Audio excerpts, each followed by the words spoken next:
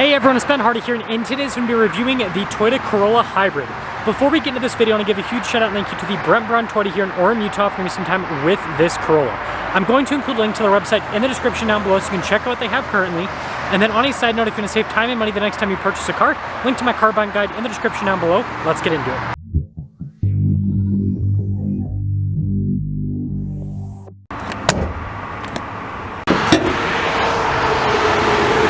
Powering this is a 1.8 liter 4-cylinder paired to a hybrid system and an eCVT. Power outputs are 138 horsepower with fuel economy being 47 around town and then 41 on the highway. This is basically a last generation Prius engine. Now before we move forward with this review, I do want to mention if you want to see more videos just like this, then I recommend you subscribe because I post content every single day. So starting with the hood, you guys can see that not a lot's happening, but that's mostly because of the white paint, it hides a lot. And then you got the blue Toyota badge to signify it's a hybrid. And then you guys can see with the headlight design that the Corolla is famous for, it looks so sporty. And then I like the grille, how it's darker in coloration with this package, and the same thing with that trim on the side. And putting it all together for a hybrid car, it looks pretty aggressive. Now around the side here, our tire wheel setup is 225/40/18 in the front and over in the rear. And you guys can see here with the wheels, you've got the metallic gray there. And then I love the cut here with the fender. And then notice the trim piece here on the side all blacked out.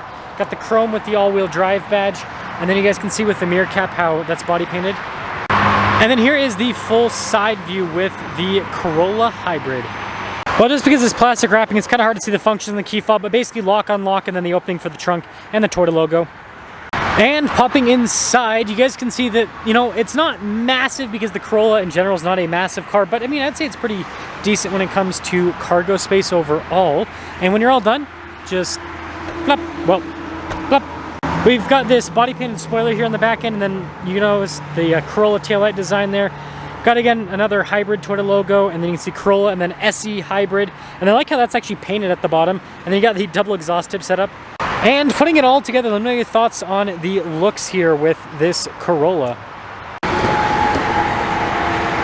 Now take a look at the door panel in the back. You guys can see soft touch here, and then look at the stitching that goes across. And then take a look at the seat. Notice the red there, and then you guys can see all down the center as well.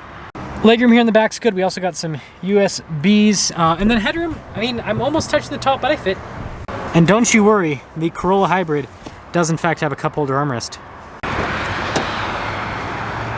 Now take a look at the front door panel. You guys can see soft touch here, and then also down below, and then look at the red stitching, and then that trim as well. All of our window controls here. Got our mirror adjustment as well, and then you guys can see the mirrors themselves. And then take a look at the front seat again. You got that red piping, and then the kind of like red inserts all down. Manually adjustable. And then we've got our stability control here. That's for the gas cap release, and then that's for the hood release. And then it looks like the dash is actually soft touch, which is nice.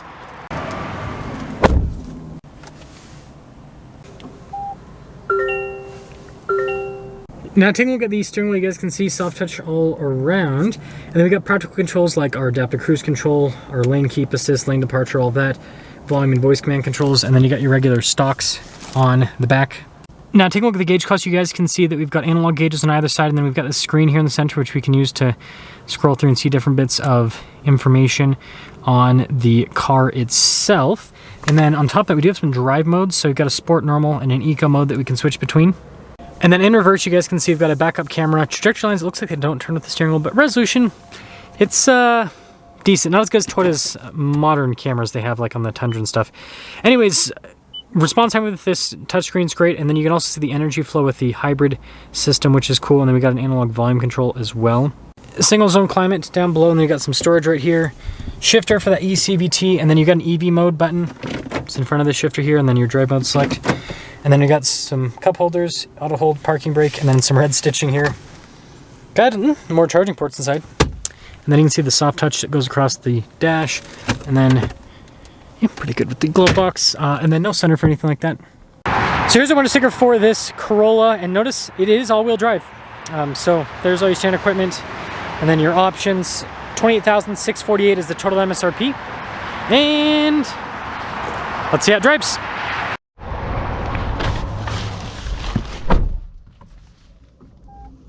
Let's talk about visibility here. Here's your visibility of the hood, both of the mirrors, throughout the rest of the rear, and it's been a little bit of a different drive, but we'll get at least a little bit of a drive here with this Corolla Hybrid. Also, we got a B mode.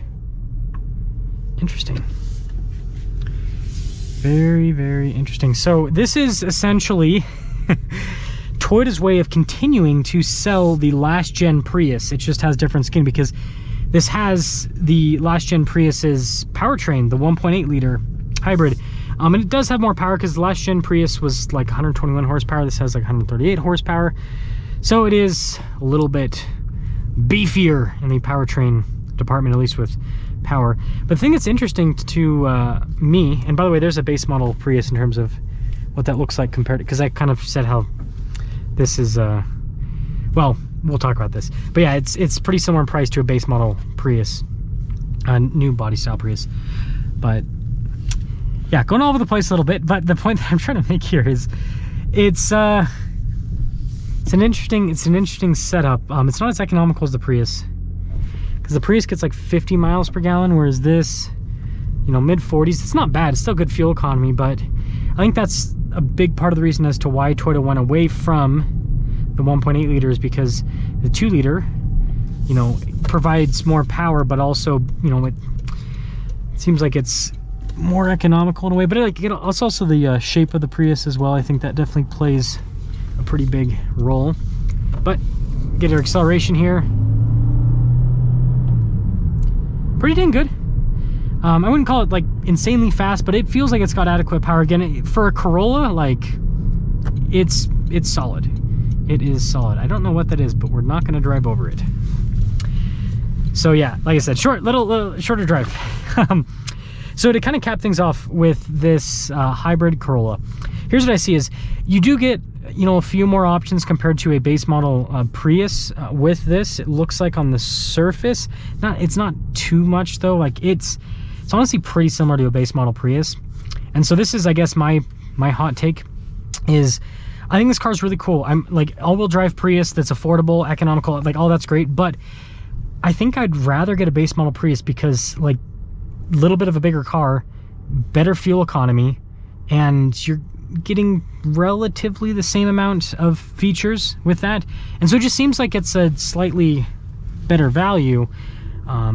Yeah, that's just kind of my thoughts on that. Let me know what you guys think about the Corolla Hybrid. I mean, in terms of just affordable cars, this is a great car. I mean, over 40 miles per gallon, less than $30,000, brand new. It doesn't really get any better than that, if you ask me. And all-wheel drive, so you could drive this in all 4 seasons. And if you're wondering, the all-wheel drive is because they put, just like with the last generation Prius, they have a little motor there in the back that will send power to the back wheels, and that's how you get the all-wheel drive with this car. But let me know what you guys think.